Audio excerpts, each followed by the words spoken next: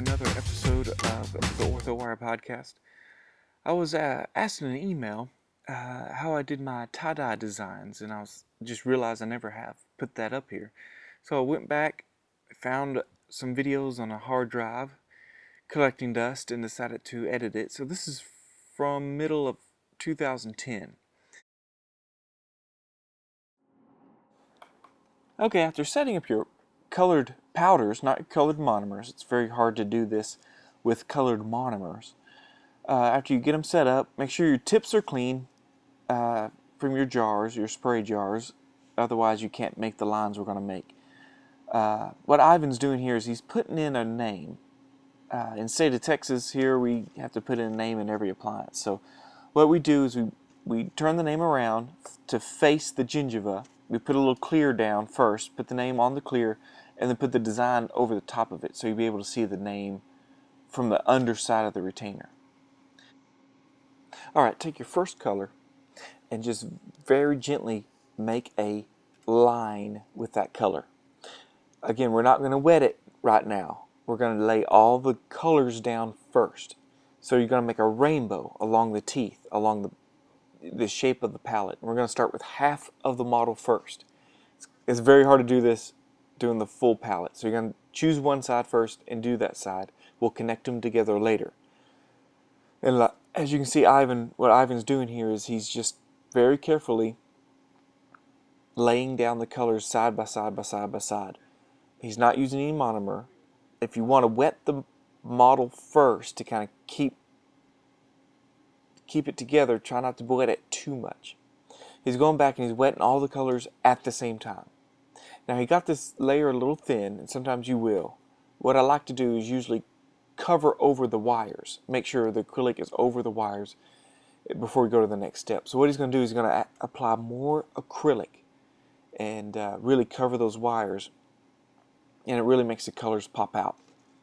And then he's going to take a piece of wire and make his tie-dye marks.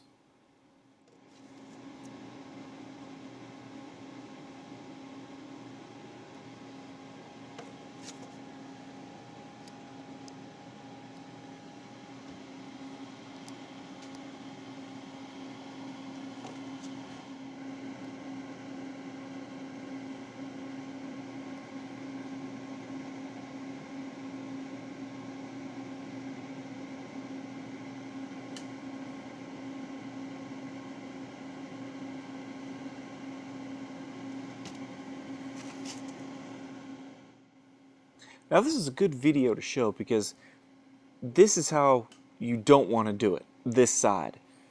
This patient's left side, or the right side to us, did not turn out as well as the other side. You'll see this at the end. He's making too many marks. I count 1, 2, 3, 4, 5, 6, 7, 8 marks. You only want 5. Then you just spread out those 5 along the whole side of the retainer. So he's made too many marks already, and it gets kind of flubbed up in there, and you can't tell it's tie-dye.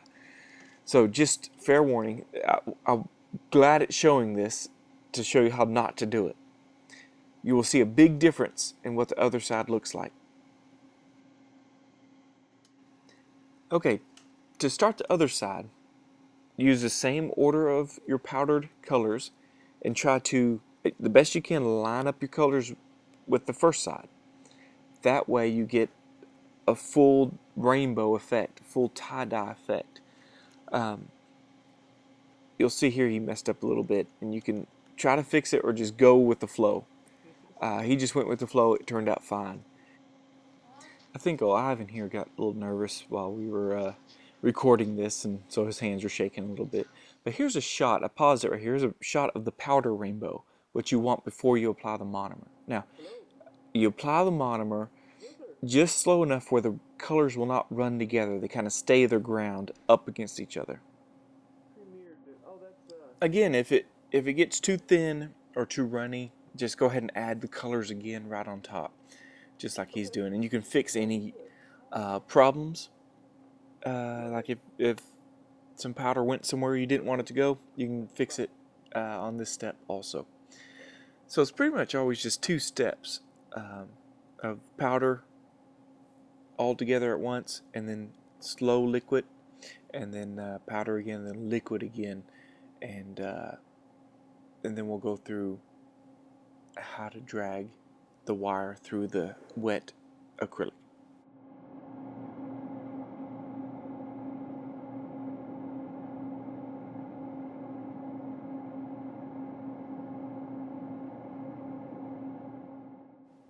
Alright, so he's got all the powder wetted with the monomer. Here's a shot of it. You just want it just to look like a rainbow, just a wet rainbow. And watch how he spreads out his drags through this time. And he only does about 1, 2, 3, 4, 6 drags. And you can go along the wires and stuff like that. And don't worry if a little blue gets left over into the yellow as you drag, because it's going to help make it look more like a tie-dye. And again, he did a real good job on this side. Cover it with clear acrylic. This will also fill in any voids, any dips in the color. You know, sometimes when you have colors side by side like that and you wet it, it has a ripple effect. Oh, and here's him connecting the two sides together with another drag through. And so then he covers it with extra polymer to soak up the monomer, and then he's pretty much just a clear coat.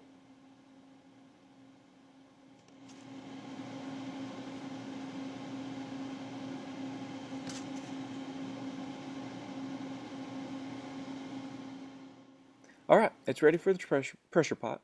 Here's the finished design, not one of our best, one of our early designs. But as you can see, the left side of the retainer is really good. The right side, not so good. But here's another, same retainer. Here's some more examples. One that went out not too long ago, and then one of our better ones, this one. I thought that turned out really good. And then you can also use different colors, as in this case. Hope that helped y'all out. If you have any more questions, send them to retainerdesigner@gmail.com.